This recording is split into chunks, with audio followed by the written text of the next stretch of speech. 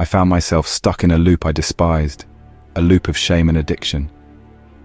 I was trapped, ensnared in an insidious cycle that seemed impossible to escape. A toxic habit, one that I'd fostered over years, had taken a firm grip on my life. The habit was masturbation, an act that's often brushed off as harmless, even natural. But for me it became a crutch, a compulsive behavior that was far from healthy. Every day was the same. The urge would creep up on me, sometimes out of nowhere, and other times triggered by the smallest, most innocuous things. I'd succumb to it, seeking that fleeting moment of pleasure. But once it passed, all I was left with was an overwhelming sense of guilt and shame. I felt like a slave to my own desires, my own body. My confidence was shattered. I was constantly anxious, always second-guessing myself. The guilt was like a shadow that followed me everywhere, casting a dark cloud over my every thought, every action. It was as if I was carrying a heavy burden, one that was invisible to everyone else but weighed me down relentlessly. This cycle of addiction began to seep into my social life as well. I found myself withdrawing from friends, avoiding social gatherings.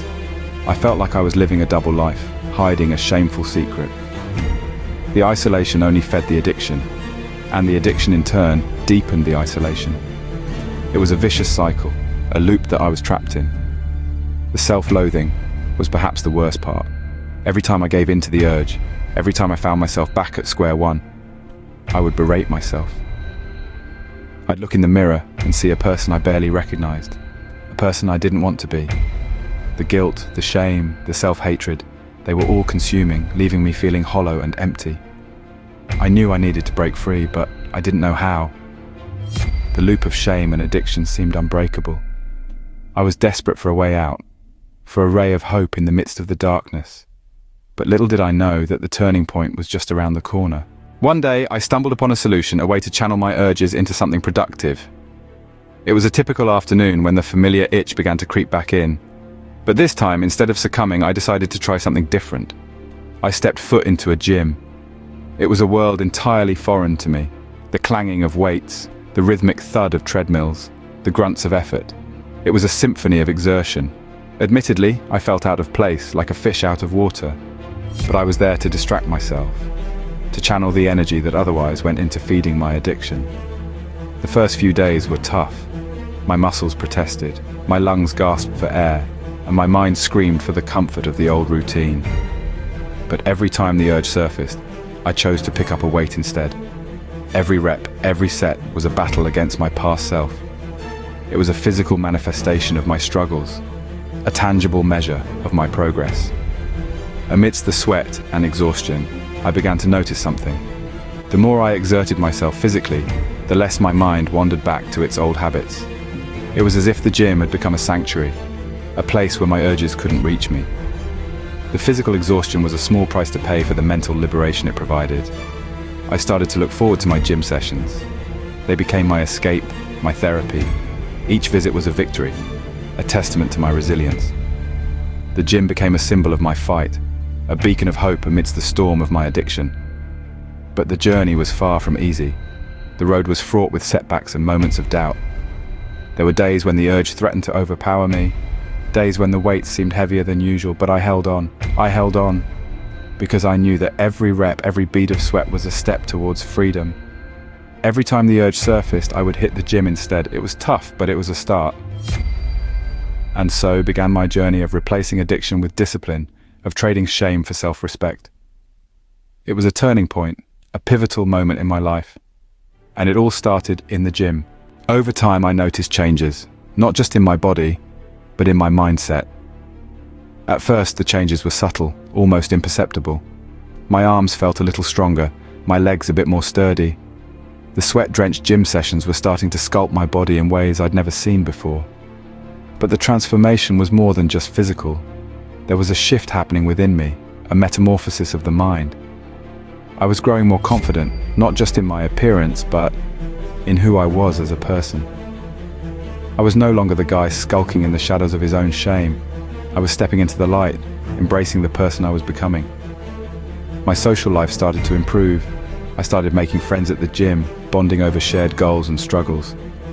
The isolation I'd felt was slowly being replaced by a sense of camaraderie.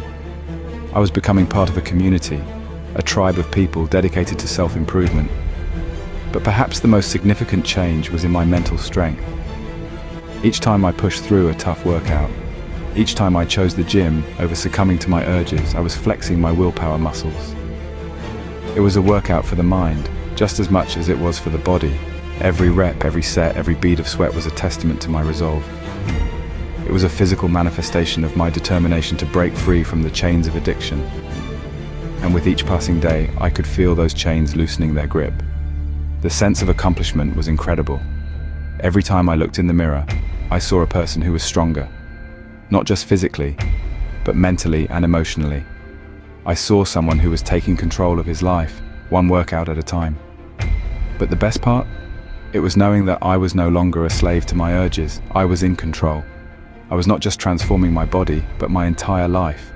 And it all started with a single choice, a single step towards a healthier, happier version of me. And so, I kept going, I kept pushing, because I knew that this was just the beginning. I was no longer a slave to my urges, I was in control. I won't lie, it's been a tough journey and it's far from over.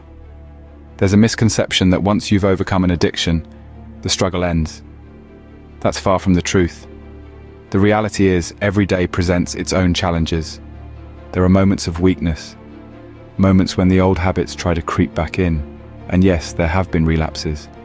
It's an ongoing battle, a tug of war between the person I was and the person I strive to be. But every time I stumble, I remember the promise I made to myself. I remember the shame, the guilt, the isolation that consumed me. And I remind myself that I don't want to go back there. The gym has become my sanctuary. It's where I channel my energy, my frustrations, my anxieties. It's my therapy, my place of solace. Every time I lift a weight, it's not just about building muscle. It's about building discipline, building resilience, building a new me. This journey has taught me that it's not just about reaching the destination, it's about the path you take to get there. It's about the small victories, the little steps forward. It's about falling down 7 times and standing up 8. And so I persist. I push through the days when the urge is strong, when the old me tries to take control. I push through because I know that every battle won is a step closer to the person I want to be. The journey is arduous, but it's worth it. It's not just about overcoming addiction, it's about discovering who I am beneath it all. It's about reclaiming my life, my identity, my self-worth. I'm not defined by my past, but by my resilience. I'm not defined by my mistakes, but by my will to change. Every day is a new battle, but I'm a warrior now. I'm stronger, I am better, I am me. Looking back, I realize it wasn't just about fighting an addiction, it was about discovering myself. The journey taught me the power of discipline, showing me how to channel my energy into something productive and rewarding. It showed me strength in vulnerability, how admitting my struggle opened doors to change. It taught me that I'm more than my mistakes, more than my past. I am not my addiction, I am not my past, I am Alex, and this is my story.